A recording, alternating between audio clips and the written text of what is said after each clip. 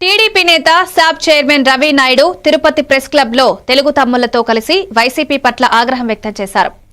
YCP వారు విష ప్రచారం చేస్తూ బస్సు ప్రమాదాలను కూడా శవ రాజకీయాలుగా మార్చుతున్నారు.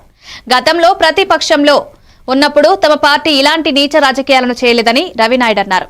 ఆయన ఎన్నికల సాంఘిక సందర్భాల్లో ప్రజా నష్టాలను రాజకీయ లాభాల కోసం వాడాడని తీవ్రంగా ఖండించారు.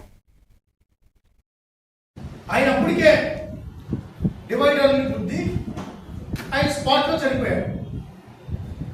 దాని తర్వాత జరిగిన పరిణామాలు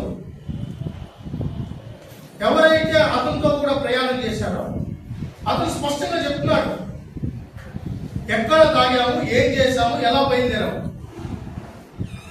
అయితే అవన్నీ పక్కన పెట్టి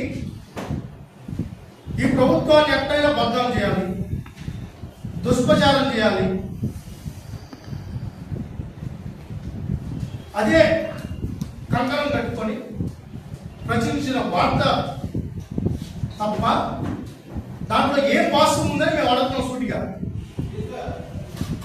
ఎవరైనా మీరు ప్రచురించేటప్పుడు అదిగో ఈ బెల్ షాప్ లో తాగాడించిన ఫోటో, ఇక్కడ ఆయన తాగినాడు, మా దాంట్లో బెల్ షాప్ రన్ అవుతా ఉంది, ఆ బెల్ షాప్ ఇక్కడ తాగాడనే దానికి మీ దగ్గర ఏ ఆధారాలు ఉన్నాయి?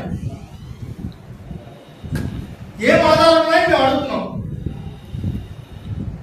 ఎక్కడో ఇవన్నీ రన్ చేస్తే ఏదో రాసించు, ఏమైనా రాసించు. రాష్ట్రంలో ఇన్ని బెల్ షాపులు ఉన్నాయి, ఏముంది మా రాత్రే కదా, మీరు రాశారు కదా గతంలో నారాసుర రక్త చరిత్ర, మీరు రాసింది రాత్రే కదా.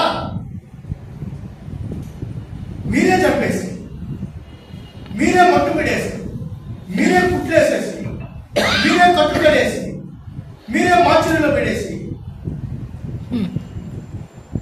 నారాసుర రక్త చరిత్రని మా చంద్రబాబు నాయుడు గారి చేతిలో ఒక కత్తి పెట్టి ఫోటో వేసేసినాం. వైట్ షాప్ లోనే ఆయన ఎవరైతే ఆ యాక్సిడెంట్